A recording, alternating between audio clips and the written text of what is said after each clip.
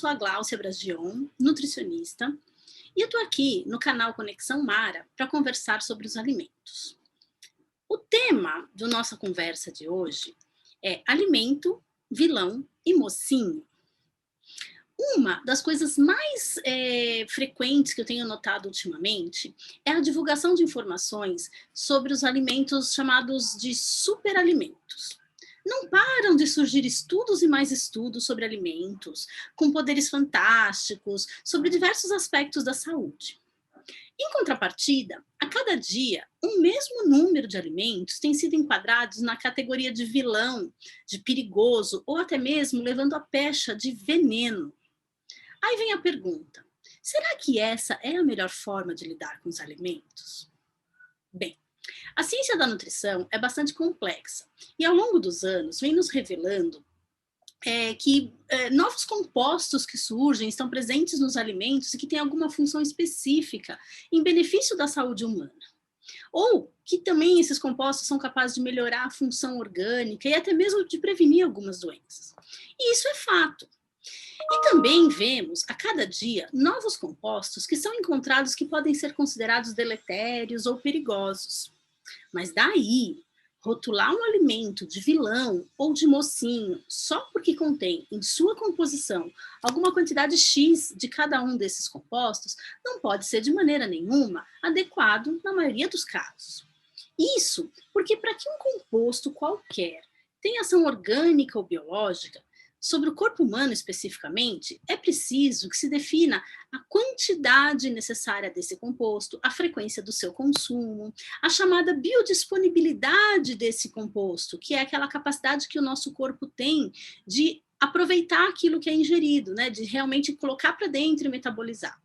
Além de tudo, as combinações com outros compostos ou nutrientes presentes simultaneamente no alimento em questão também interferem no processo do efeito que isso vai fazer no corpo. Até a forma de preparo, o cozimento, o congelamento, o armazenamento podem interferir com esse efeito. Fatores como a capacidade de absorção do intestino, a capacidade metabólica do organismo e até a capacidade de excreção dessas substâncias variam muito de um alimento para o outro e de um organismo para o outro. Um bom exemplo disso está na lenda sobre os edulcorantes. Sabe aqueles famosos adoçantes dietéticos? Pois é, muitos mitos sobre esses produtos circulam por aí. Desde a alegação de que eles causam câncer, até diabetes. Alguns estudos tinham mostrado até que eles faziam ganhar peso quando as pessoas usam, na verdade, para reduzir o açúcar e perder peso, né? Outras informações vastamente vinculadas aos adoçantes têm circulado por aí. E nesse caso, os dados dos estudos mais sérios e mais bem controlados não corroboram essa tese. Na verdade, um edulcorante, para ser liberado para comercialização, passa por testes e testes bastante detalhados e precisa comprovar a segurança a partir de doses extremamente altas, mais altas, inclusive, do que uma pessoa conseguiria consumir em um período prolongado.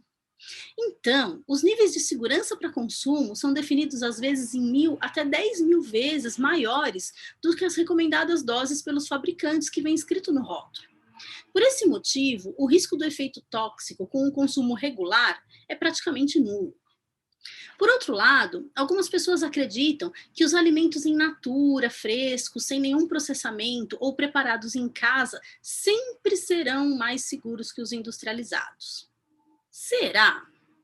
Um bom exemplo é uma simples geleia de frutas. Vamos acompanhar aqui. Claro que muitos de nós imaginamos que pegar uma fruta fresca, preparar a geleia em casa, em potes de vidro, fervidos, e depois armazenar esse produto por algumas semanas até o consumo é uma forma eficiente e segura de conservar o alimento e ainda tem um produto muito mais saudável, pois se conhece a procedência do alimento e se tem a garantia de ser natural e sem aditivos químicos. Até aí, tudo bem. Até certo ponto, pode ser que sim. Mas algumas conservas caseiras, preparadas sem o devido ajuste da temperatura, sem o pH ideal, ao serem estocadas por algumas semanas em potes hermeticamente fechados, podem sim promover a formação de uma toxina bacteriana. E essa bactéria, ela se apropria da ausência do oxigênio naquele pote tampado hermeticamente e também se apropria do açúcar da fruta presente na geleia. E dessa forma, ela se prolifera e produz essa toxina, que caso não esteja um pH ajustado adequadamente nesse alimento, essa toxina, chamada toxina botulínica, pode causar sérias consequências e ser inclusive letal. Por isso, geleia industrializada, cujo processo garante um pH adequado e uma temperatura mais controlada, pode até ser mais segura. A orientação aqui é fazer a correta leitura do rótulo e buscar por uma marca no mercado que não seja adicionada de outros conservantes ou aditivos, exceto um ácido cítrico, por exemplo, que naturalmente está presente em diversas frutas. Eu não quero aqui, com esse exemplo, dizer que os alimentos industrializados são sempre melhores e mais seguros que os preparados em casa. Não é verdade. Mas o meu ponto nessa discussão é que não podemos generalizar e nem rotular todos os industrializados como vilões e todos os caseiros como mocinhos.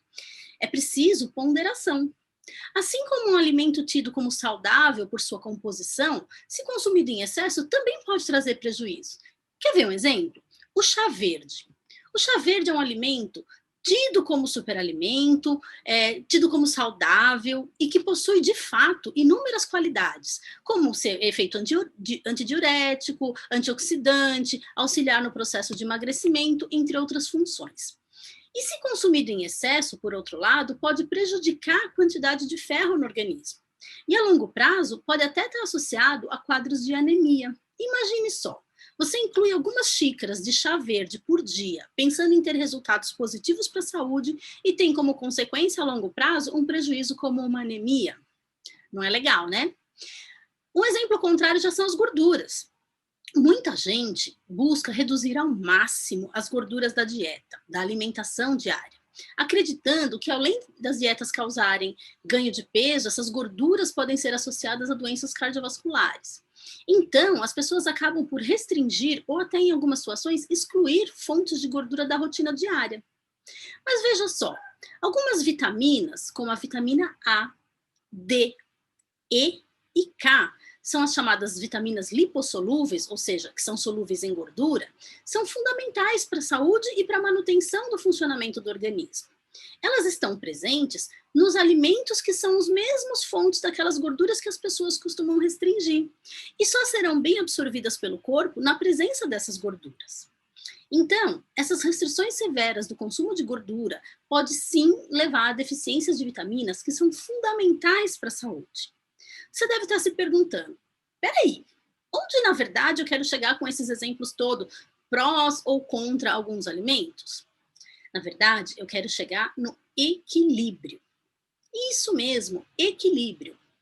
Essa é a palavra de ordem quando se fala em alimentação saudável. Nem excessos, nem restrições desnecessárias. Uma alimentação repetitiva e monótona expõe mais o organismo ao risco de intoxicações por repetição ou até mesmo a carências nutricionais por ausência de consumo de alguns alimentos específicos. A dica aqui, então, é para poder driblar esses problemas, manter sempre uma dieta variada, com cores, texturas, sabores diferentes todos os dias. Assim, você garante a oferta de diferentes substâncias do que seu corpo necessita, sem aquele risco de causar uma intoxicação pelo excesso.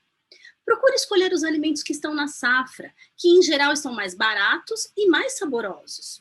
Inclua uma variedade maior de frutas, verduras e legumes. E também varie os cereais que você consome, ao invés de comer sempre os mesmos. Um exemplo que eu noto muito nos meus pacientes lá no consultório é falar para mim durante a consulta que consome fruta todos os dias. Mas todos os dias é apenas a banana a escolha dessa pessoa.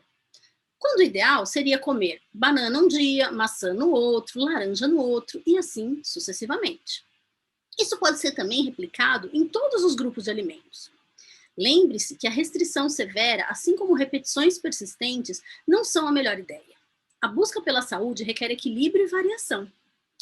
Eu espero que essa conversa tenha sido útil para você. Se você quiser esclarecer mais dúvidas sobre esse tema, escreva para mim nos comentários. E se você gostou desse vídeo, curte, compartilha, conta para os amigos. E não esquece de se inscrever no canal Conexão Mara. Até breve!